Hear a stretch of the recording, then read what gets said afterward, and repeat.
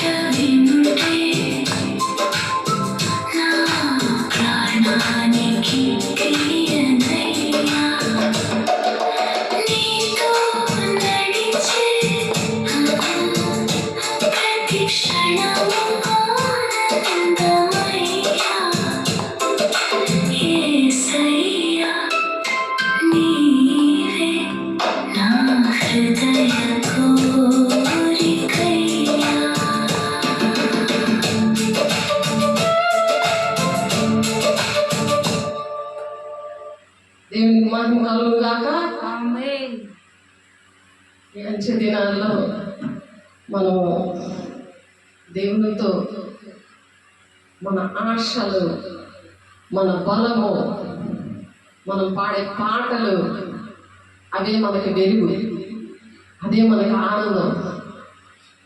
మరి దేవుని దగ్గర ఉండాలంటే దేవుని యొక్క వాక్యముతో మనం దివారాత్రులు ధ్యానించేవాడు ధన్యుడు. అతడి నీటి కాలంలో ఎవరు నాడబట్ట ఆకు వాడక తన కాలముందు ఫలమిచ్చే చెట్టు వలె ఉండడానికి అనుకూలమైన సమయం అన్నమాట. దేవునికి దగ్గరగా ఉండమంటే, దేవునితో ఉండడం అంటే రోజంతా దేవునితో మనము ఎన్ని శ్రమలున్నా, భారమున్నా, ఎంత దుఃఖమున్నా ఆయన చిన్న చిన్న మాటలు మనకు వినడానికి, ఆయన మన చిన్న మాటలు కూడా దేవుడు వినడానికి అంత దగ్గరగా ఉంటాడు అనమాట. ప్రతి చిన్న మాట కూడా దేవుడు వింటూ ఉంటాడు. మన కన్నీళ్ళని అర్థం చేసుకుంటాడు అనమాట. ఎవరు అర్థం చేసుకోరు. మనం ఏడుస్తున్నా సరే చంకలు గుద్దుకుంటూ ఉంటారు మనసులో. భలే అయ్యిందలే, బలా ఉన్నారులే అని అనుకుంటారు. దేవుని పిల్లలకి అంటే సద్భక్తితో బ్రతుకును ఉద్దేశించే వారికి హింస తప్పదు అని ఉంది. కాబట్టి మంచి పోరాటం నేను పోరాడుతున్నాను, నా నా పరుగు తుదగొట్టించాను పౌలు గారు చెప్తున్నారు. ఎందుకంటే నేను క్రీస్తుని పోలి నడుస్తున్నాను, మీరు నన్ను పోలి నడవండి అని ఒక ఛాలెంజ్గా ఆయన నడిచి మనకు చూపించారు యేసయ్య తర్వాత. దేవునికి మహిమ కలుగును గాక. ఎందుకంటే ప్రవచనాలన్నీ కూడా ఈ విషయంలో నెరవేర్చబడిపోతున్నాయి. కాబట్టి మనస్సులో చింతలు చేరి నిలిచిపోయినా మరి నిశ్శబ్దంగా దేవుని దగ్గర మనం కూర్చోవడానికి, ఆ కన్నీరు దేవుడు తుడిపించుకోవడానికి, ఆ కన్నీరు అనేది దేవుడు అర్థం చేసుకుంటాడు. దేవుడు ఒక్కడే అర్థం చేసుకుంటాడు దేవుని బిడ్డలే, మిగిలిన వాళ్ళు అర్థం చేసుకోరు. మరి దేవుడు సమీపంగా ఉంటే ఆ విధంగా చాలా అన్నమాట. ఎటువంటిదైనా సరే, అందుకే పౌలు అంటాడు, శ్రమ అయినా, ఖడ్గమైన, హింస అయినా, ఉపద్రవమైన నీ ప్రేమ నుండి ఎడబాపునా అంటున్నాడు. ఆమేన్. మరి అందుకనే మనం యేసయ్యా నీవే నా హృదయ కోరిక, ఆయన మన హృదయంలో ఉంటే మనకి అవన్నీ కూడా ఏమో ఆఫ్టర్గా అనిపిస్తాయి. మరి నీ దగ్గర ఉంటేనే నా మనసుకు హాయిగా ఉంటుంది అనమాట. దేవునితో ఆరాధించినప్పుడు అంత హాయిగా ఉంటుంది. దేవుని ఆత్మను పొందుకున్నాం, లేకపోతే అసలు దేవుని శక్తి ఏంటో తెలియదు, దేవుని ప్రేమ ఏంటో తెలియదు. ఎందుకు వచ్చింది దేవుడు నమ్ముకొని ఏం జరుగుతున్నాయి అని చెప్పి శరీరానుసారమైన దుఃఖము మరణానికి దారి తీస్తుంది. అందుకే తెగుళ్ళు, తలపోళ్ళు, వాడిపీకులు, బీపీలు, షుగర్లు, హార్ట్ పేషెంట్లు ఎందుకు అలాగా వస్తున్నది అంటే వాళ్ళ కోసము యెషయా 1:15 మీ చేతులు రక్తంతో నిండి ఉన్నాయి, మీరు బహుగా ప్రార్థన చేసిందని వినను, రండి మనం వివాదం తీర్చుకుందాం, మీ చేతులు ఎర్రగా, మీ పాపములు ఎర్రగా ఉన్నా కెంపువలే నేను కెంపువలే ఎర్రగా ఉన్నా గొర్రెపొచ్చులా ఆయన తెల్లగా చేస్తానంటాడు. ఒకసారి ఆ వాక్యం చూద్దాం. ఒకసారి యెషయా 1 చాలాసార్లు చెప్తున్న విషయాలే, కానీ ఈ దినాల్లో మనము ధైర్యపరచుకోవడానికి దేవుడు ఈ మాటల ద్వారా మనం సరి చేసినప్పుడే మరి నీ మంచి పోరాటం పోరాడి తిని, నా పరుగు కడముట్టించి తిని, విశ్వాసం కాపాడుకుంటుని, ఇక మీదట నా కొరకు ఎవరు పోరాడితే ఆ కొరకు, నా కొరకు అంటే నేను చెప్పుకుంటాను, మీ కొరకు అంటే నా కొరకు అని చెప్పుకోవాలి. పౌలు గారు చెప్పుకుంటున్నారు ఏంటంటే, ఇక మీదట నా కొరకు నీతి కిరీటం ఉంచబడి ఉన్నది, ఆ దినమందు నీతి గల న్యాయాధిపతి అయిన ప్రభువు అది నాకు మాత్రమే కాకుండా తన పక్షమును అపేక్షించే వారికి అందరికీ అనుగ్రహిస్తాడట. తన పక్షమున దేవుని పక్షాన ఉన్నావా? నువ్వు మనుషుల పక్షాన ఉన్నావా? ఆలోచించుకో దేవుని బిడ్డ. అందుకనే మనుషులు నమ్మటి కంటే, రాజులు నమ్మటి కంటే యెహోవాను ఆశ్రయించడం మేలు. ఆయన ఆశ్రయించి జనులకు ఏ మేలు కొదువై ఉండదు అంటున్నారు. అందుకని దేవుని వాక్యం అనేది డైరెక్ట్గా మాట్లాడుతారు. మీ కళలు, దర్శనాలు, ప్రవచనాలు ఇవన్నీ కూడా మీకు అర్థం కావట్లేదు. మేడగది అనుభవంలో ఉంటే, అపోస్తల బోధలో ఉంటే ఇవన్నీ అర్థమవుతాయి. అవన్నీ పొందుకొని కూడా శరీరానుసారంగా మిగిలిపోయే వాళ్ళకైతే అర్థమవుతాయి. వాళ్ళ కోసం దేవుడు రక్షించే వారి పట్లను, రక్షించే వారి పట్లను ఒక సువాసనగా దేవుడు చేసిన బిడ్డలు చెప్పడానికి అర్హత ఉండాలి. యెషయా 1:15 మీరు మీ చేతులు చాపునప్పుడు మిమ్మల్ని చూడక నా కన్నులు కప్పుకొందును, మీరు బహుగా ప్రార్థన చేసినను నేను వినను. మీ చేతుల రక్తముతో నిండి ఉన్నవి. మిమ్మును కడుగుకొనిడి, శుద్ధి చేసుకొనిడి. మీ దుష్క్రియలు నాకు కనపడకుండా వాటిని తొలగింపుడి. అర్థమవుతుందా? అర్థమవుతుందా లేదా? దోషాలు పడుకోబట్టాలి.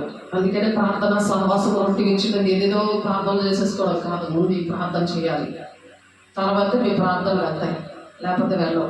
వేస్ట్గా టైం వేస్ట్ చేసుకోవడం, మీ బ్రతుకులు పాటు చేసుకోవడం, అది దాన్ని బ్రహ్మపరిచే ఆత్మ అంటారు. మిమ్మును కడుగుకొనిడి, శుద్ధి చేసుకొనిడి. మీ దుష్క్రియలు నాకు కనబడకుండా వాటిని తొలగింపుడి. దుష్క్రియలు కనబడకుండా నా యొద్ద నుండి తొలగించండి అంటున్నాడు ఆయన. ఆర్డర్ వేశాడు ఆయన. తొలగించుకుంటున్నావా?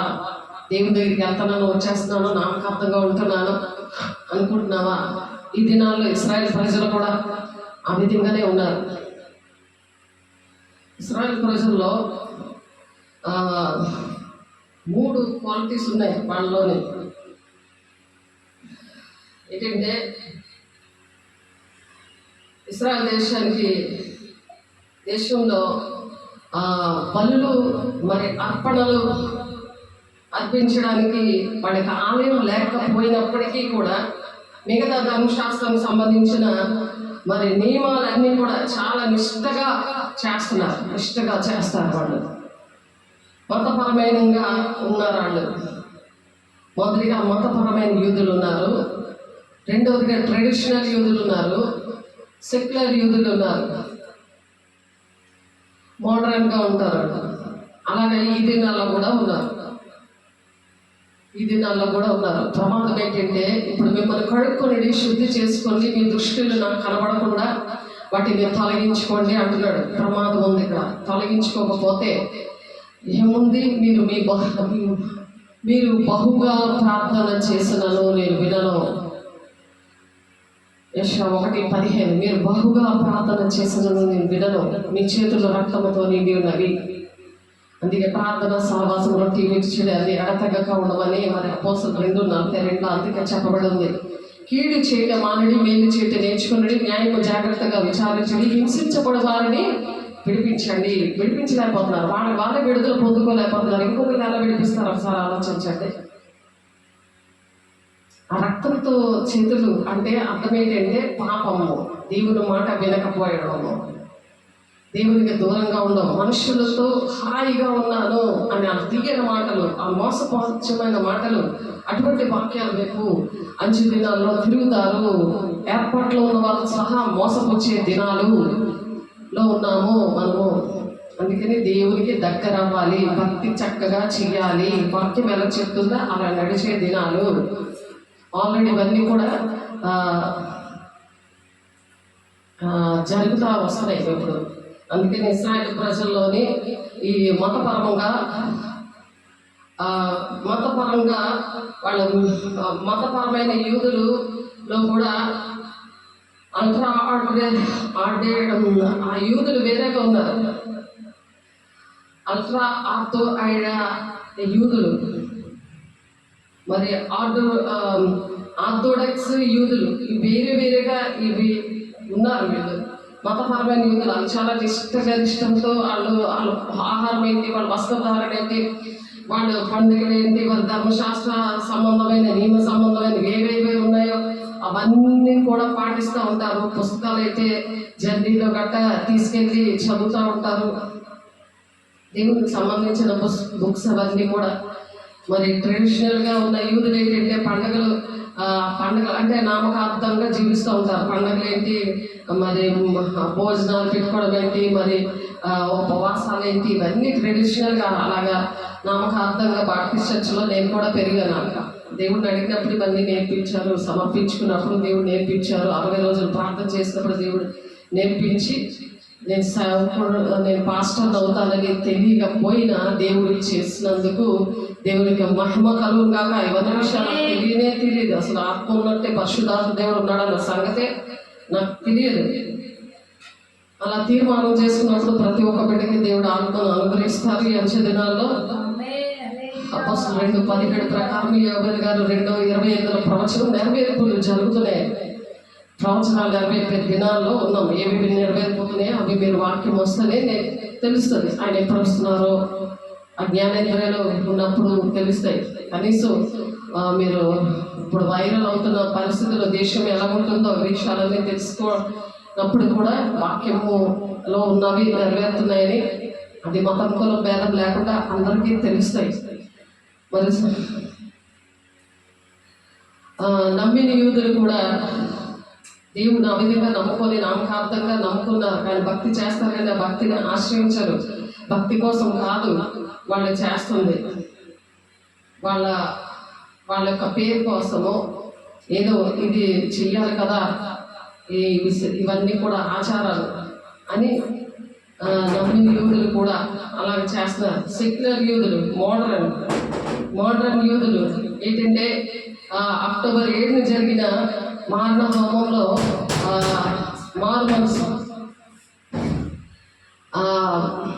మారు మనసు అనేది అక్కడ జరగడానికి ఒక కారణం జరిగింది.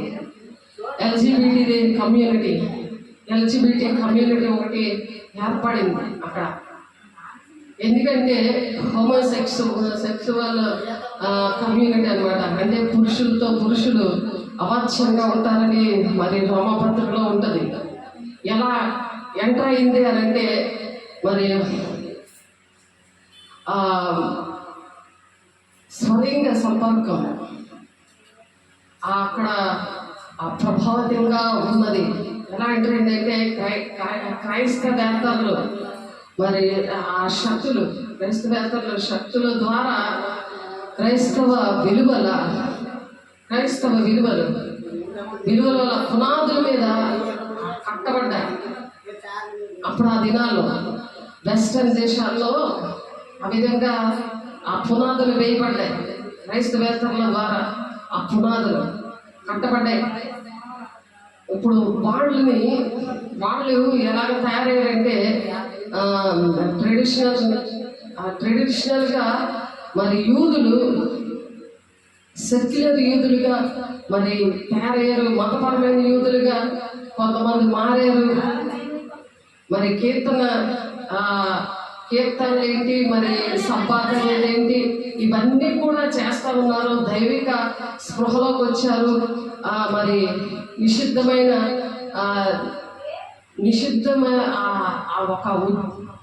ఒక నిశ్శబ్దంగా ఉన్న ఒక ఉజ్జీవం లాంటిది వాళ్ళలో దేవునాత్మ కలిగించారు. అయితే ఇస్రాయేల్ దేశంలో ఏంటంటే ఈ వెస్టర్న్ కాలేజీలో ఏంటి, ఎప్పుడైతే ఆత్మతో నింపబడి ఇప్పుడు దేవుని యొక్క పునాదులు క్రైస్తవ వేత్తల ద్వారా మరి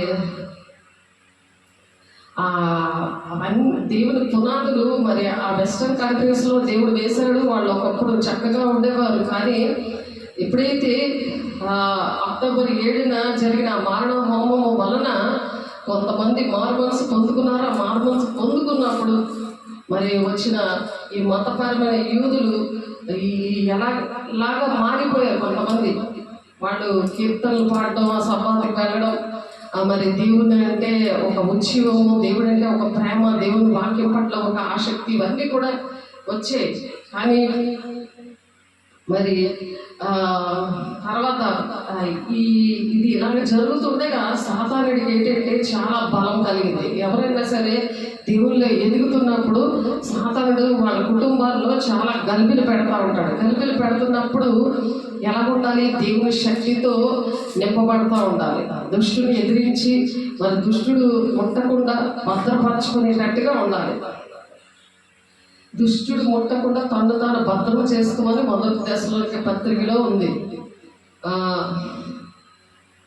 1 యోహాను 5వ అధ్యాయంలో ఉంది. అక్కడ చూడండి, 1 యోహాను అది కూడా మనం చాలాసార్లు చెప్పుకున్నాము. దుష్టుడు ముట్టకుండా తను తాను భద్రం చేసుకోండి, మనము దేవుని మూలంగా పుట్టిన వారమని ఎరుగుదుము, కానీ దుష్టుడు ముట్టకుండా తను తాను భద్రం చేసుకోవాలి. అలా చేసుకోకుండా ఉన్నందుకు ఇక్కడ ఏం జరిగిందంటే అక్కడ వెస్టర్న్ కంట్రీస్లో, అమెరికా దేశంలో కాలేజీల్లోనూ మరి చిన్నపిల్లలు స్కూల్స్లోనూ మరి వాళ్ళకి ఏంటంటే ఒక వైరస్ లాగా ఒక అబ్బాయి ఉన్నాడు అనుకోండి, అబ్బాయికి ఆడపిల్లలాగా ఉండాలి, ఆడపిల్ల నేచర్ ఉన్నదనుకోండి, ఇంకా నువ్వు అబ్బాయి కాదు అమ్మాయివే అన్నట్టుగా బోధిస్తున్నారు కాలేజీలో ఏంటి, స్కూల్స్లో ఏంటి, అక్కడ అలాగా బోధించడం జరుగుతుంది. అలాగే అమ్మాయి ఉందనుకోండి, మొగరాయిలాగా ఉండాలని ఒక మనసు ఉంటుంది, సాధారణ మనసు. ఆ మనసు రాగానే వీళ్ళు ఎలా బోధిస్తున్నారంటే, చిన్ననాటి నుండి బాల్యం నుండి సృష్టికర్త అయిన దేవుడిని స్మరణ తెచ్చుకోమని దేవుడు చెప్తుంటే సాతానుడు వాళ్ళ మీద ఏలుబడి చేస్తూ, ఎప్పుడైతే దిద్దుబాటు లేదో, నీ చేతుల రక్తంతో నిండినే అవి కడుక్కో అని అంటుంటే కడుక్కోవట్లేదు, కీడు చేయడం మానేసి మేలు చేయడం నేర్చుకోవాలంది అక్కడ. అలా నేర్చుకుంటే ఏముంది అక్కడ, నీ దినములు చూడండి ఒకసారి అక్కడ ఎంత చక్కగా రాసింది, మంచి పదార్థాలు అనుభవిస్తావు అని ఉంది అక్కడ. లేకపోతే నువ్వు తిరుగుబడితే ఖడ్గం పాలవుతావు. ఖడ్గం పాలంటే సడన్గా దేవుని యొక్క ఉగ్రత, అది హార్ట్ అటాకే కావచ్చు, శరీరానుసారమైన దుఃఖం వచ్చి మరణమైన ఏలుబడి చేయొచ్చు, మరణకు ముందు అనారోగ్యం వస్తుంది, చింత, ఇవన్నీ కూడా వస్తాయి. శరీరానుసారమైన దుఃఖము మరణానికి దారితీస్తుందని ఉంది. రోమా 8:5-6-7 వాళ్ళు ధర్మశాస్త్రం లోబడలేరు, దేవుడి మాటలు వినరు. ఇంకా దేవుడు ఎక్కడ ఉంటాడు? వాళ్ళ దగ్గర దేవుడి మాట వింటే ఉంటారు. దైవ చిత్తానుసారమైన దుఃఖము రక్షణాత్మైన మారుమోసు కలుగు చేస్తుంది. దేవుని చిత్తానుసారమైన దుఃఖం అంటే ఏంటి? సరి చేసుకోవడం, వాక్యానుసారంగా నడవడం, వాక్యం చదువుతుంటుంటే వాక్యమైన అర్థంలో ప్రతిదీ కూడా శుద్ధి చేసుకుంటారు. అప్పుడు ఏం చేస్తారు? కీడు చేయడం మానుడి, మేలు చేయడం నేర్చుకుని, న్యాయం జాగ్రత్తగా విచారించడి, హింసించబడి వారిని విడిపించుడి, తండ్రి లేని వారికి న్యాయం తీర్చుడి, విధవరాలి పక్షంగా వాదించండి అని ఉంది. విధవరాలి పక్షంగా మనం వాదించాలి. యెహోవా ఈ మాట సెలవిచ్చుచున్నాడు, రండి మనం వివాదం తీర్చుకుందాం. మీ పాపం రక్తం వల్లే ఎర్రమైనను అవి హమం వల్లే తెల్లబడను, కెంపు వల్లే ఎర్రమైనను అవి గొర్రెబొచ్చు వల్లే తెల్లవగను. మీరు సమ్మతించిన మాట వినేడల మీరు భూమి యొక్క మంచి పదార్థాలు అనుభవిస్తారు. లేకపోతే బీపీలు షుగర్లు ఉంటే ఏం తింటారు? చెప్పవి తింటారు, ఆరోగ్యం ఉండదు కదా. అటువంటి వారికి సమ్మతింపక తిరగబడి ఎలాగా నిశ్చయంగా మీరు ఖడ్గం పాలవుతారు. యెహోవా ఎలాగనే సెలవిచ్చుచున్నాడు. మనుషులు చెప్పట్లేదు, మీరు ఆశీర్వాదాలు వచనాలే పలకాలండి, మీరు ఇలాంటివి చెప్పకూడదండి అని. అంటే మనుషుల్ని సంతోషపెట్ట కోరుతున్నానా, నేను దేవుణ్ణి సంతోషపెట్ట కోరుతున్నాను అంటాడు పౌలు. ప్రతి ఒక్కరూ వాక్యం నేర్చుకోవాలి. దేవుని పిల్లల్ని, కుటుంబాన్ని ఏంటి, సంఘాన్ని ఏంటి, దేశాన్ని ఏంటి ప్రేమించాలి. ప్రేమించినప్పుడు ప్రేమించిన వాళ్ళు వాక్యం వింటారు. ఆ మాటలు వాళ్ళ దగ్గరికి వెళ్ళినప్పుడు టేప్ రికార్డ్ లాగా ఆన్ అయిపోతుంది. ఎవరికో తెలుసా? ఆయన ఎవరికంటే చెప్తున్నాను చూడండి. యోహాను సువార్త 3వ అధ్యాయం, యోహాను సువార్త చూడండి, చక్కగా అర్థం చేసుకోండి. దేవుడు మనం ఏంటంటే మహిమకరంగా ఉండే దినాలు, దేవునికి అవమానం తెచ్చే దినాలు కాదు. వాళ్ళకి దేవుడు ఏమంటారు? ఇక మీదట నా కొరకు నీతి కిరీటం ఉంచబడి ఉన్నది అని కన్ఫర్మ్ చేసుకునే దినాలు ఇవి. మనకి దేవునికి మహిమ కలుగును గాక. నీతి కిరీటం కావాలా? ఆ కిరీటంలో నువ్వు ఎంత మందికి నువ్వు చెప్తావో అందులో అన్ని పొడులు ఉంటాయి. ఆ పొడులు పెట్టుకొని నువ్వు రారాజు పుట్టలేవు కదా, నువ్వు కుమార్తెగా కుమారులుగా ఉంటావా? సాతాన్ని ఏడిపిస్తే ఏడ్చుకొని తలబాదుకొని ఈ అనారోగ్యాలు, ఈ నష్టాలు, ఈ కష్టాలు, ఆఖరికి నరకము తెచ్చుకుంటావా? శరీరానుసారం దుఃఖం అంత ప్రమాదమైన దేవుని బిడ్డ సరి చేసుకుంటావని దేవుడిని ప్రేమించి మాట్లాడుతున్నారు. దేవునికి మహిమ కలుగు గాక. తండ్రి కుమారుని ప్రేమించున్నాడు కనుక ఆయన చేతికి సమస్తము అప్పగించబడి కుమారుని విశ్వాసించేవాడు నిత్య జీవం గలవాడు, నిత్యము జీవిస్తాడు. ఆయనే విశ్వాసించాలి, ఒక నిరీక్షణ ఉండాలి.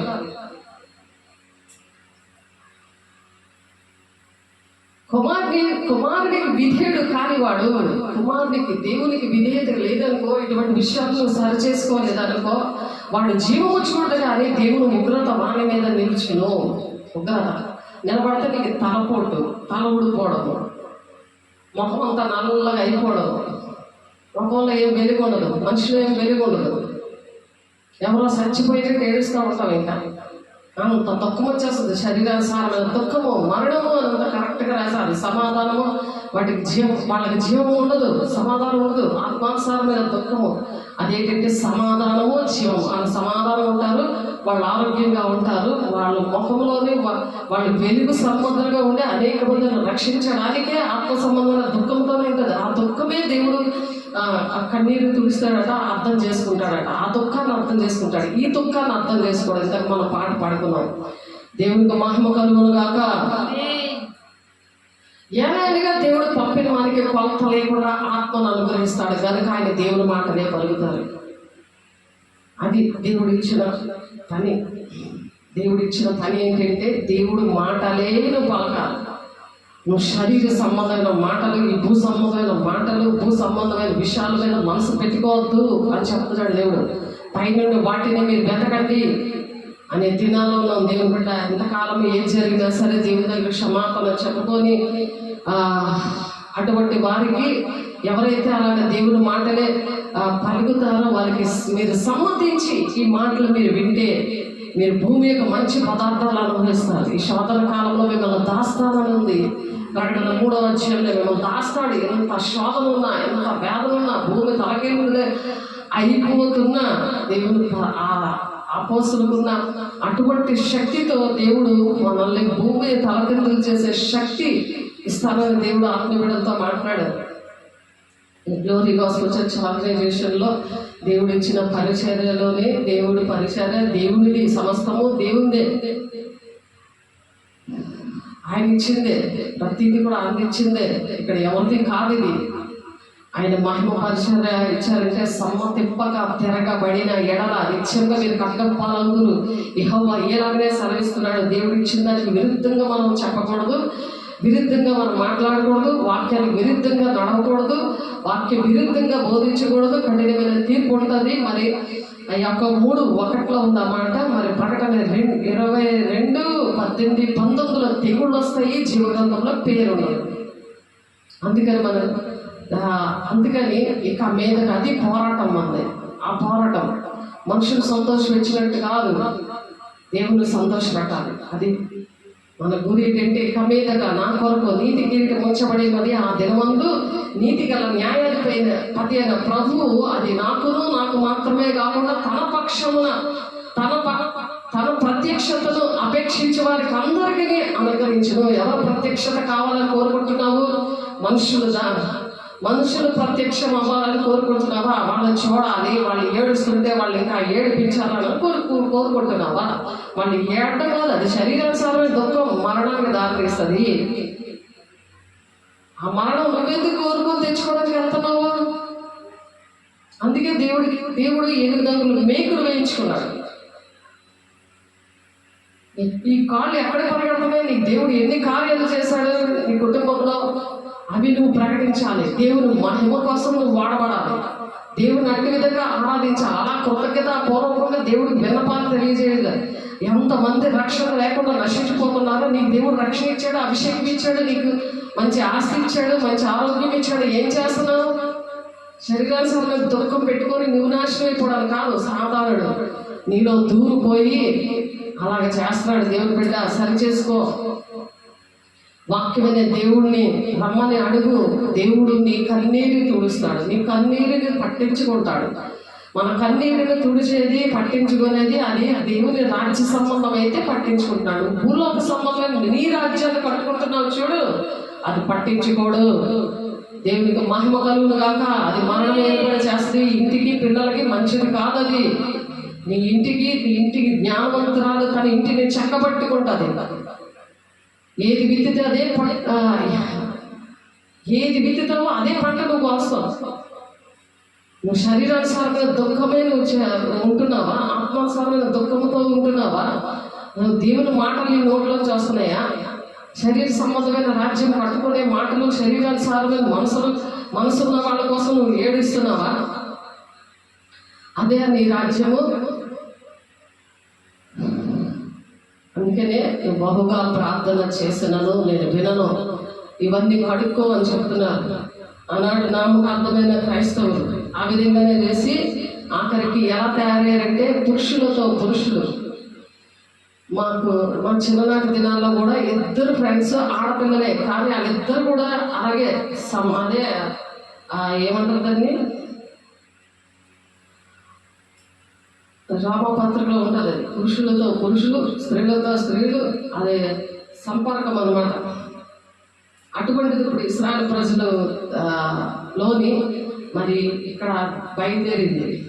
ఎక్కడంటే ఈ జూన్ నెలలోనే 1 నుంచి 1 తారీఖు 4వ తారీఖు లోపులోని చాలా గ్రాండ్గా చేశారు, లక్షల మందితో అది ఆ సభ కాలేజీ. ఇప్పుడు అక్కడ అది రాను ఎలాగంటే కాలేజీల్లోని ఇది వైరస్ లాగా పాకిపోయి అమ్మాయిలు పుట్టి అబ్బాయిలుగా ఒక మనసు ఉంటుంది. మగోళ్ళలాగా నేను మగవాడిలాగా తిరుగుతాను, మగోళ్ళు డ్రెస్లు వేసుకుంటారు ఫస్ట్ పునాది, అలా ఫీల్ అవుతారు. అప్పుడు అలాంటి వాళ్ళు అందరూ మొగడలే అని అంటున్నారు. అలాగనే పెంచుతున్నారు అనమాట కాలేజీల్లోని స్కూల్లోని, అదే టీచింగ్ అనమాట. మరి అది చర్చిల్లో కూడా పెద్దోళ్ళు రాజకీయంగా ప్రతి పెద్దోళ్ళు ఇందులో ఉన్నారు. సెక్యులర్ యూదులు మోడర్న్గా ఉండి అది రాను ఎలా తయారైందంటే 3వది అది ట్రెడిషనల్ ఒకటి, మతపరమైన యూదులు ఒకటి, ట్రెడిషనల్ యూదులు ఒకటి, సెక్యులర్ యూదులు. వీళ్ళు మోడర్న్గా ఉండి ఆనాడు అక్టోబర్లో 7వ తారీఖున జరిగిన మారణ హోమంలోని జరిగిన విషయాలు ఇవన్నీ హోమోసెక్సువల్ కమ్యూనిటీ అని అక్కడ స్టార్ట్ చేశారు. అక్కడ 1,00,000 మంది ఉంటున్నారు ఎల్జిబిటి కమ్యూనిటీ అని. భయంకరంగా అది చెలరైపోతుంది అనమాట. స్వలింగ సంపర్కం అది నా చిన్ననాటి దినాల్లో కూడా 2 ఫ్రెండ్స్ ఆడపిల్లలు నేను చూశాను భారతదేశంలో, మా విశాఖపట్నంలో. మరి ఇప్పటికి ఎలా ఉంటుందో ఆలోచించండి. ఇప్పుడు ఇశ్రాయేల్ ప్రజల దగ్గర ఇటువంటి పరిస్థితులు ఉన్నాయి. అలాగా టీచింగ్ చేసి ఇప్పుడు అమెరికా దేశంలో కొన్ని లక్షల మంది లింగ మార్పిడి చేసేసుకుంటున్నారు.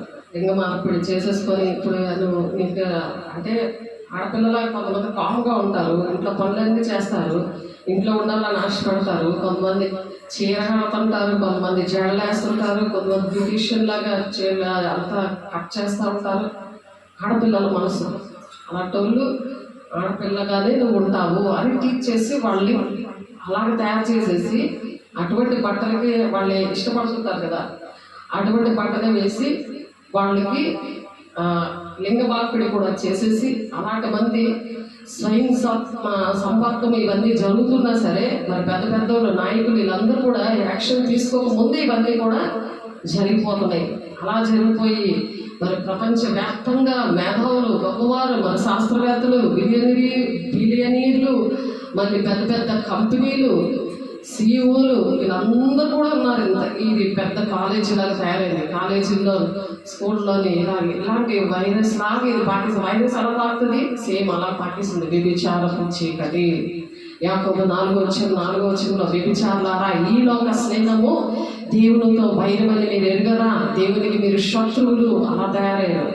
సమ్మతింపగా నా మాట వినని ఎడల మీరు ఖడ్గం పాలవుతారు. ఇటువంటి వారికి అటువంటి వైరస్ ఎవరికి సోకితే వీళ్ళకి హార్ట్ పేషెంట్లు ఏంటి, మరి బీపీలు, షుగర్లు, మరి యూరిన్ సాతారులు ఇవన్నీ కూడా ఎఫెక్ట్ అయిపోతాయి. మా ఇంటికి ఒక బాబు వచ్చాడు. ఎంత చదువుతున్నాడు బాబు? సూర్య. ఎంత చదువుతున్నాడు? 6వ క్లాస్. యూరిన్ పోసిన సాతాను ఆ పిల్లల నుంచి వెళ్ళిపోయింది. 4 గంటలకు దేవుడు అని లేపారు. ఆ పిల్లడిని చూసి ఆ పిల్లడు చేయి పట్టుకొని ఏసయ్య చేయి పట్టుకున్నాడు. మళ్ళీ చూడగానే ఏసయ్య చేయి పట్టుకున్నాడు. నేను ఇలా తేలిపోతున్నాను, మీరు పట్టుకున్నారు అనుకోలేదు అన్నాడు. నేను ఇలా పట్టుకోగానే చక్కగా లెగిసిపోయాడు. అసలు ఇలా పిలిచిన పలకడు, లెగిసిపోడు. కానీ ఎప్పుడైతే దేవుని గృహముగా ఉందో, పరిశుద్ధంగా గృహము ఉందో, గృహము అంటే దేవుడు ఆలయం అంటే ఒకలాగే ఉండడానికి కారణం ఏంటి? దేహము దేవుని ఆలయంగా ఉంది కాబట్టి ఎక్కడికి వెళ్ళినా సరే అలా ఉంటుంది. వాళ్ళు ఎక్కడైతే ఇద్దరు ముగ్గురు ఉన్నది సంఘము, అక్కడికి దేవుని పిల్లలు అలాంటి బాధలో వచ్చినప్పుడు అలా చీకట్లు అలాగా వెళ్ళిపోతాయి అన్నమాట. దేవునికి మహిమ కలుగును గాక. అటువంటి సాక్ష్యాలు దేవుడు మనకు అర్థం కాదు. అప్పుడు నాకెంత ఆనందము, దేవుడు నాలో ఉన్నాడని ఆ పిల్లడు చూశాడు, నాకెంత ఆనందము, నాకెంత శక్తి. ఆ కుర్రోడికి ఎంత ఆనందం. మా పాస్టర్ గారు నాకు బాప్తిస్మం ఇచ్చారు, నా పాస్టర్ గారు నేను పాస్ పోయకుండా వెళ్ళిపోయినాక దెయ్యం వెళ్ళిపోయింది, ఏసై నా చేయి పట్టుకున్నాడు. పాస్టర్ గారు పట్టుకుంటే ఏసైని చూసాను నేను. ఆనంద కళ్ళు ఇప్పుడు చూసినప్పుడు నేను కనబడ్డాను, కానీ ఆయన తన కళ్ళు మూసుకొని ఉన్నప్పుడు ఏసై చేయి పట్టుకొని ఇలా గాలి తేలిపోతున్నాడు. కళ్ళు ఇప్పుడు చూసేసరికి నేను నిలబడ్డాను. నేను నిలబడి ఆ చేయి పట్టుకొని రా నువ్వు బాత్రూమ్ వెళ్ళని పిలుస్తున్నాను వాడిని.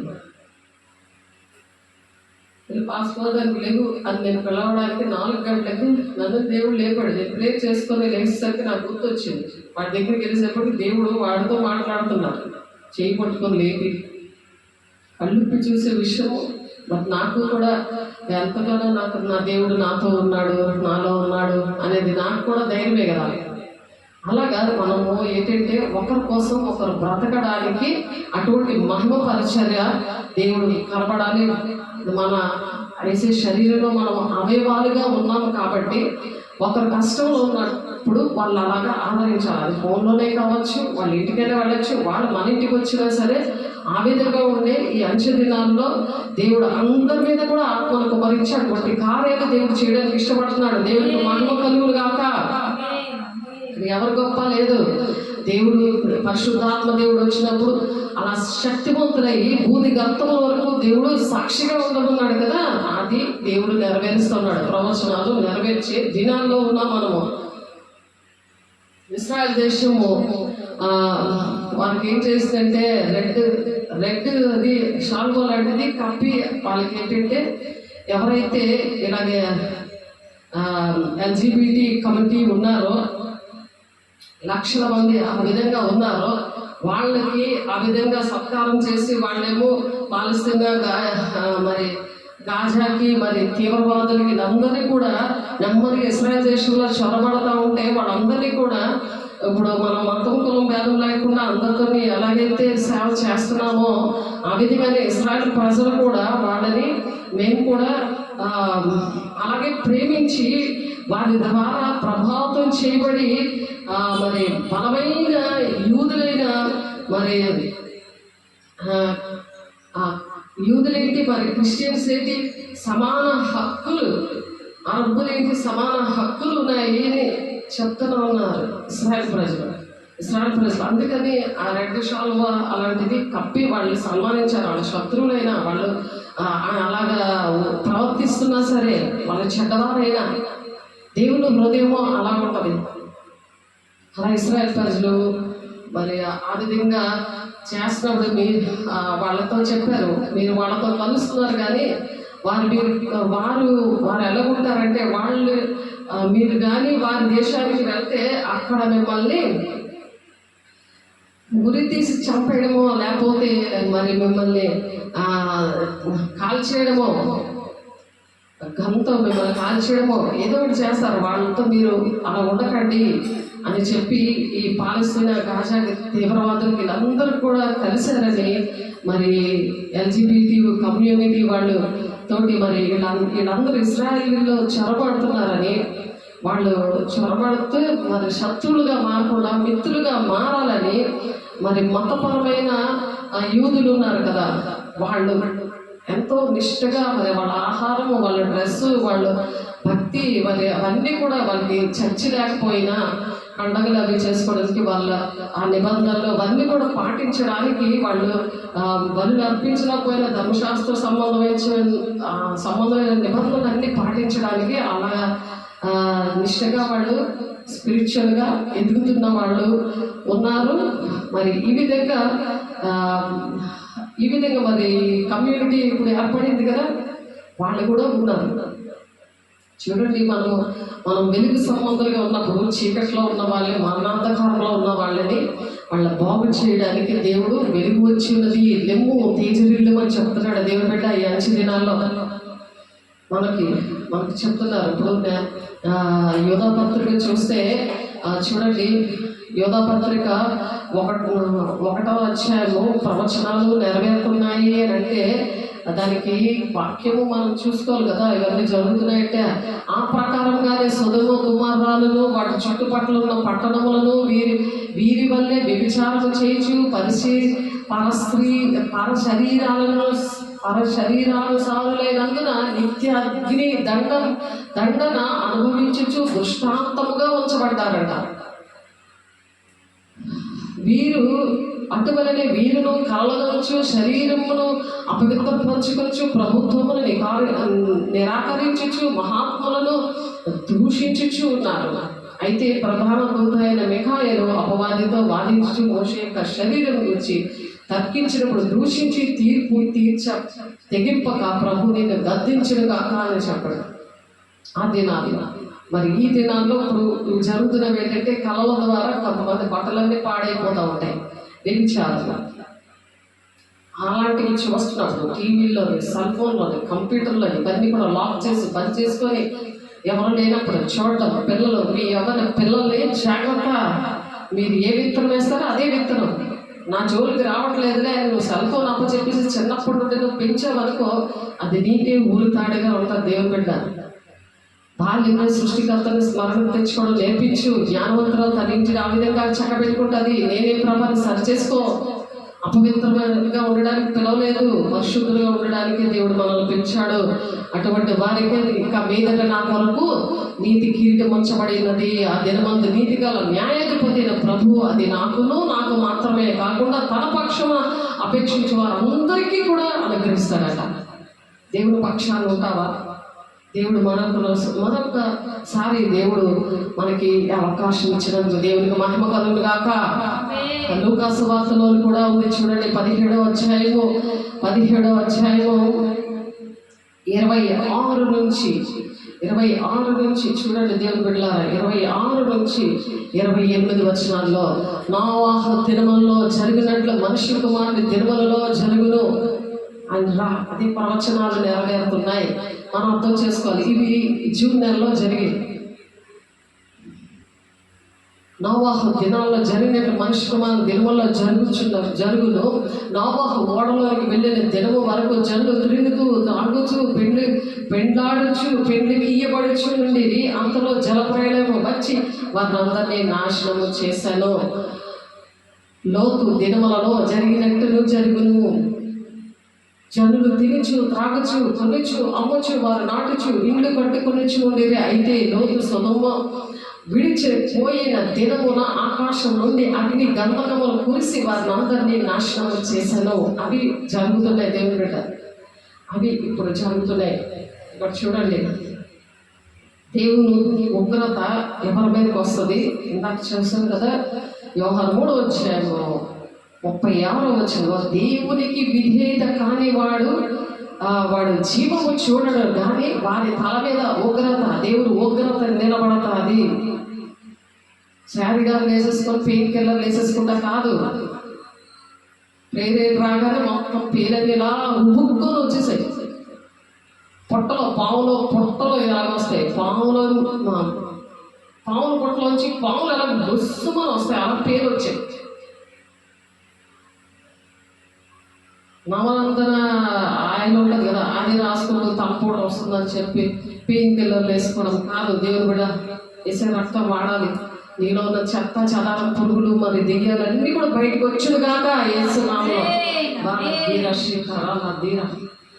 దేవుని ఉగ్రతకు లోనవుతున్నారు కాబట్టి ఇటువంటి వారందరూ కూడా దేవుని ఉగ్రతకి ఎందుకు లోనవుతున్నారు? తెలవిన నగరంలో ఏం చేస్తున్నారంటే ఒక పెద్ద మీటింగ్లా పెడుతున్నారు, లక్షల మంది. కొన్ని నెలలు పెట్టారు ఇశ్రాయేల్ దేశంలో, కొన్ని నెలలు పెట్టకుండా మరి ఈ మధ్యనే ఈ జూన్ నెల 1, 2, 3 తారీఖులు 4 తారీఖుల్లోని వీళ్ళు ఇవన్నీ కూడా జరిగించాయి. జూన్ 1 నుంచి 4 ఇస్రాయల్ దేశాన్ని కేంద్రంగా చేసుకొని లోతు దినాల్లో, నోవా దినాల్లో ఏ విధంగా అయితే జరిగిందో ఆ విధంగా జరిగింది. ఇవి ప్రవచనాలు నెరవేర్చబడ్డాయి కదా. ఇప్పుడు 17వ తారీఖు లూకా 17 నుంచి మనం 26, 17 వచ్చాక 26 నుంచి 28 వచనాలు నెరవేరాయి కదా. లోతు సొదొమ విడిచిపోయిన దినమున ఆకాశం నుండి అగ్నిగంధములు కురిసి వారిని అందరినీ నాశనం చేసేసాయి. అందుకనే బలమైన ఆత్మీయ పోరాటము మనం పోరాడాలి. బలమైన ఆత్మీయ పోరాటం పోరాడాలంటే 7వ వచనంలో ఉంది. 2 తిమోతి 4వ వచనం పౌలు గారు చెప్తున్నారు, మంచి పోరాటం పోరాడితిని, నా పరుగు కడముట్టించితిని, విశ్వాసము కాపాడుకుంటుని. అవిశ్వాసంగా ఉండగా నువ్వు విశ్వాసమై ఉండు అని చెప్తున్నాడు దేవుడు తోమా గారికి. వేలుతో వేలు పెట్టి చూస్తేనే కానీ నేను నమ్మను అన్నాడు ఆయన. ఆయన చూడండి దేశాన్ని ఎలా సంరక్షించాడు, ఎలా హతసాక్షి అయిపోయాడు. ఆలోచించారా? ఎందుకు మనము చెప్పుకున్నాము తోమా గారి కోసము? శుక్రవారం దినాన శిష్యుల్లో ఒక శిష్యుడు, మనం కూడా శిష్యులమే కదా, మరి అందులో ఒక్క గుణమైనా ఉందా అని మనం సరి చేసుకోవడానికి చెప్పుకున్నాము. ఈరోజు చరిత్రలో చెప్పుకోవడం కాదు, మనం ఎలా మనం పరిశీలించుకోవడానికి. మనలో ఎక్కడ మనం ఏ పోరాడుతున్నాం? ఆస్తి కోసమా, డబ్బుల కోసమా, ఏంటి? సమాధానం లేదు, సంతోషం లేదు. కుటుంబాల్లోని, సంఘాల్లోని ఎలా ఉన్నారు ఒకసారి ఆలోచించండి దేవుని బిడ్డలారా. టెల్విన్ నగరంలోని మరి అదే ఇస్రాయల్ దేశాన్ని ఒక క్యాపిటల్గా తీసుకొని మరి ఈ కమ్యూనిటీ వారు ఒక బలమైన ఒక సాధారణ బలము అనుకుంది. ఇప్పుడు వాళ్ళు ఏకంగా పోరాడుతూ ఉన్నారు. ఇస్రాయల్ దేశంలో మిడిల్ ఈస్ట్ ప్రాంతంలోని అంతట్లో ఒకప్పుడు అగ్నిగంధకం, అంటే ఈ అగ్నిగంధకం సొదొమ గొమొర్రా పట్టణంలోనే జరిగింది కదా. మరి 2000 సంవత్సరాల క్రితం అక్కడ జరిగింది కదా. సేమ్ అదే ప్లేస్లో మిడిల్ ఈస్ట్ ప్రాంతం అంతట్లో ఒకప్పుడు అగ్నిగంధకాలు పడే కదా. అప్పుడు 29వ వచనంలో చదివాం మనం, లూకా 17:29. ఆనాడు జరిగింది, ఇప్పుడు కూడా జరుగుతుంది. అంటే అంచె దినాల్లో ఇవి జరుగుతాయి అని రాస్తున్నారు కదా. ప్రవచనాలు నెరవేర్పు అనేది ఇక్కడ జరుగుతుంది. ఇప్పుడు జరుగుతుంది. మృత సముద్రం దగ్గర మరి ప్రైడ్ ఫెస్టివల్ అనుకొని కొన్ని లక్షల మంది ఇది చేశారు. మరి ఇలాంటి మంది మనం చూస్తున్నప్పుడు మన వాక్యం గుర్తొస్తుంది. మనం సరి చేసుకొని మరి మన కుటుంబాలే కాకుండా, సంఘాలనే కాకుండా, మన ఊళ్ళని, దేశము, గ్రామాలకి మనము అంచె దినాల్లో అందరి మీద ఆత్మలు కుమరిస్తాడు. నేను ఎక్కడ చేస్తానంటే సాతాను, నేను అక్కడ నాకేంత సంభవింపబోయే సంగతుల్ని బయలుపరుస్తాను అంటున్నాడు కదా. యోహాను 16వ అధ్యాయము 13వ వచనంలో సత్య స్వరూపైన ఆత్మ వచ్చినప్పుడు సర్వ సత్యంలోకి నేను నడిపిస్తుంది, సంభవింపబోయే సంగతులు నీకు బయలుపరుస్తుంది. చూడండి, ఇది బయలుపరిచారు దేవుడు మనకి, దినాన బయలుపరిచారు కదా. సంభవింపబోయే సంగతులు ఇవి బయలుపరిచారు. ఇది నెరవేర్పు జరిగిపోయింది. జూలై 1వ తారీఖు నుండి 4వ తారీఖు వరకు ఈ విషయాలు జరిగిపోయాయి. ఈ విషయాలు మరి ఆది కాండంలో కూడా ఉన్నాయి. దేవుడు ముందుగానే ఈ విషయాలన్నీ కూడా ప్రవచనాలు నెరవేర్పు దినాల్లో ఉన్నామని మనం తెలుసుకోవాలి. మనము నీతి కిరీటం, మంచి పోరాటం పోరాడితే నా పరుగుతో కడముట్టించింది. విశ్వాసం ఆ విధంగా మనం కాపాడుకోవాలి. విశ్వాసలాగా కన్నీళ్ళు పెట్టుకొని బోర్మని ఎవరో చచ్చిపోయినట్టు ఆడడం కాదు. శరీరానుసారమైన దుఃఖము అది కాదు. నీకు, కుటుంబానికి ఎవరికి మంచిది కాదు. అది దేశానికి, గ్రామానికి ఎవరికి మంచిది కాదు. దేవుడు శక్తితో నువ్వు వెలుగు సంబంధిగా ఉన్నావు అనుకో, అప్పుడు దేశానికి చాలా మంచిది. చాలా దేవుడు ఇష్టమైన బిడ్డగా నేను దీవిస్తాడు. మనుషులు దీవించరు, మనుషుల కోసం వేడకు. దేవుడితో దేవుడిని కన్నీరు తుడుస్తాడు. అది మనం పాట పాడుకున్నాం. ఆ పాట వినండి. పాట వాక్యం అనే దేవుడితో ఎలా ఉంటే హాయిగా ఉంటుందో. అయితే అలా కూర్చుంటా, నేను అలాగే కూర్చుంటాను. నేను ఈ రోజున నిలబడ్డానంటే దేవుడితో అలా ఉండబట్టి నేను ఇలా చెప్పగలుగుతాను. దేవుడితో మాట్లాడి ఆయన విషయాలు ఇలా చెప్పడానికి దేవుడు కృప చూపించినందుకు దేవునికి మహిమ కలుగును గాక, దేవునికి మహిమ కలుగును గాక.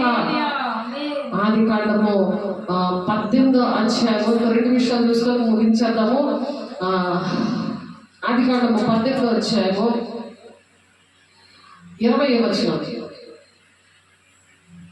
మరియు యెహోవా సొదొమ గొమొర్రాను గూర్చిన మొర గొప్పది కనుకను, వాటి పాపము బహు భారమైనది కనుకను, నేను దిగిపోయి నా ఎదురు వచ్చిన ఆ మొర చొప్పుననే వారు సంపూర్ణులుగా సంపూర్ణముగా చేసిరో లేదో చూచెదను, చెయ్యని ఎడల నేను తెలుసుకుందునను. ఆ మనుషులు అక్కడ నుండి తిరిగి సొదొమ వైపునకు వెళ్ళిరి. అబ్రహాం ఇంకా యెహోవా సన్నిధిని నిలిచిండెను. ఆ సొదొమ గొమొర్ర ఆ పట్టణము దగ్గర ఇవంతా కూడా జరిగింది. ఆ భయంకరమైన పాపము ఏంటి అని అంటే ఆది కాండంలోనే 19వ అధ్యాయంలో ఉంది. ఆ భయంకరమైన పాపము ఆ దినాల్లో జరిగింది, ఈ దినాల్లో కూడా సేమ్ అదే జరుగుతుంది, అదే నెరవేర్పు జరిగింది అని మనము తెలుసుకొని దేవుని రాకడ సమీపించింది, ఒకటి జరుగుతున్నాయి అని మనం అర్థం చేసుకొని సిద్ధపడాలి. దేవుని వైపు చూడాలి, మనుషుల వైపు కాదు. మనుషులందరూ ఉండిపోతారు, దేవుని వైపు చూడకపోతే అంత పట్టు కూడా ఉండిపోతావు. పరిశుద్ధాన్ని పొందుకున్నా వేస్టే, భక్తి చేసినా వేస్టే, పాటలు పాడినా వేస్టే, వాక్యం చెప్పినా వేస్టే. మనం ఏంటంటే దుష్టుడు కొట్టకుండా తను భద్రం చేసుకుని బుద్ధిగల కన్నికలాగా మనకు సిద్ధంగా ఉండాలి. పెళ్లి కుమారుడు సిద్ధంగానే ఆయన ద్వారం దగ్గరే ఉన్నాడు. పెళ్లి కుమార్తె సంఘము సిద్ధమా అని అడుగుతున్నాడు. దేవుని బిడ్డ ఒకసారి ఆలోచించి దేవుని మాటలు రాసుకో, మరి చదువుకోండి, దాని ప్రకారం ప్రార్థన చేసుకుంటారు. దేవుడు ఈ మాటలు చెప్తున్నారు. 19వ అధ్యాయం 4వ వచనం చూడండి.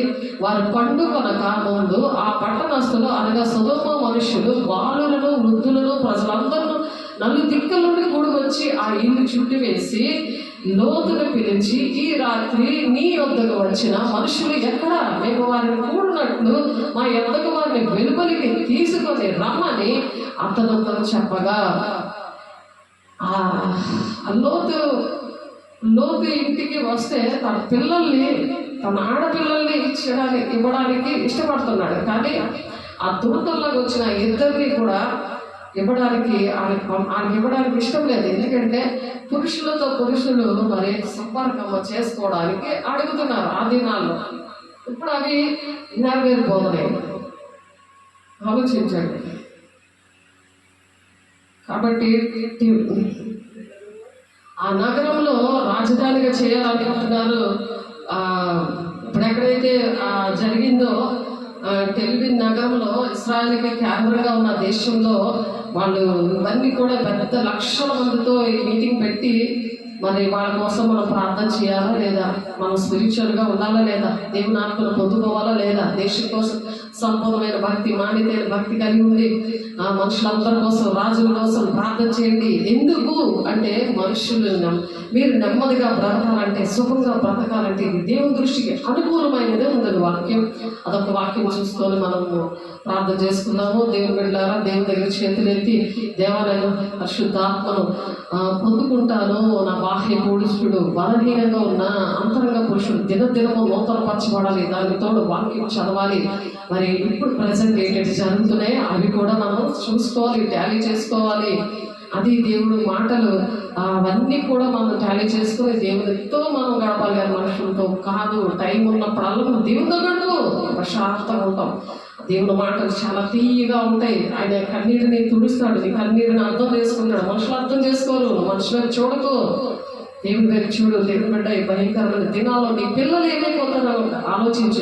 నిన్ను బట్టి నీ పిల్లలు, నీ కుటుంబము, ఈ దేశము దేవుడు అడుగుతాడు. వీళ్ళ లెక్క అడుగుతాడు. చూడండి, తిమోతి పత్రికలో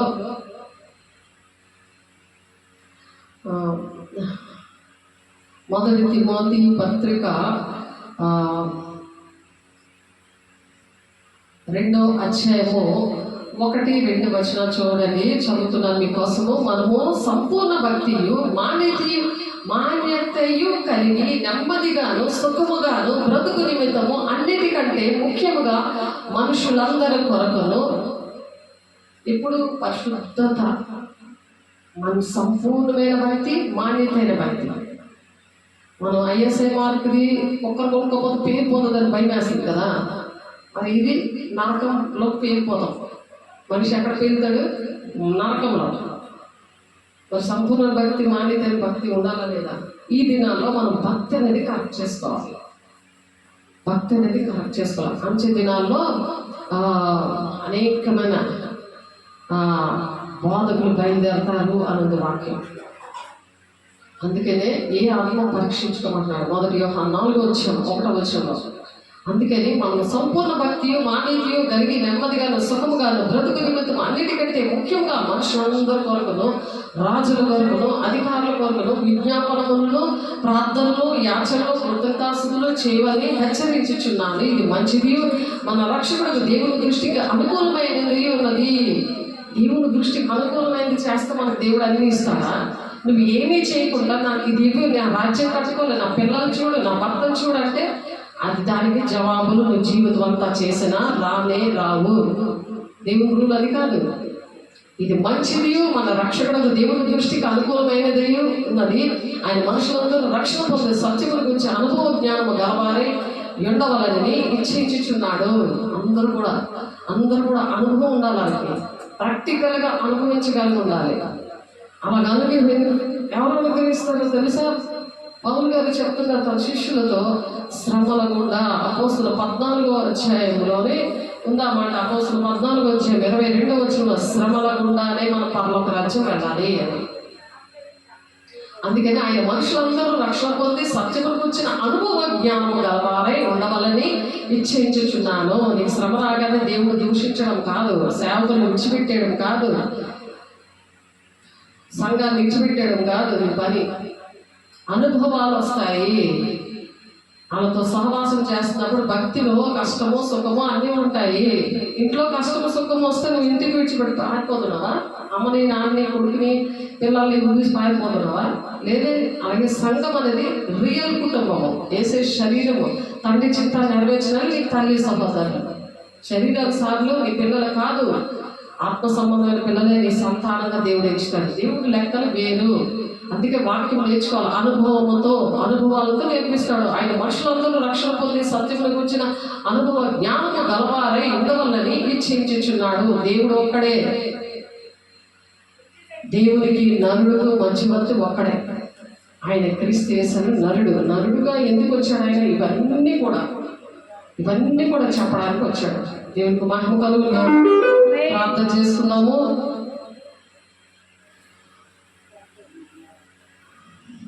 పరిశుద్ధుల ప్రేమగల దేవ, అభిషక్తుడా నైనా అయా తండ్రినైనా ఖండించే బోధ, బుద్ధి చెప్పే బోధ, ఆత్మానువేశముతో అయా తండ్రినైనా మీరు ప్రతి ఒక్కరికి అనుగ్రహించండి. అయ్యా ఈ దినాల్లో అయా తండ్రినైనా సేవకులు, మరి అమెరికాలో కూడా సేవకులు ఏంటి అందరూ కూడా ఈ కమ్యూనిటీలో వెళ్ళిపోయి ఉన్నారు ప్రభా. కాలేజీలో చిన్నపిల్లలకి అంతా కూడా సాతాడు ఎంత తాండవించేసే బోధ చెప్తున్నాడో ప్రభా. కానీ నాయన అయ్యా మీరు అధికారంతో బోధించారు ప్రభా. అటువంటి అభిషేకంతో ప్రతి ఒక్కరిని నింపండి అయ్యా. అధికారం గలవాడే ప్రభా నాయన అయా బోధించారు మీరు నా తండ్రి. నాయన మీకు వందనాలు ప్రభా.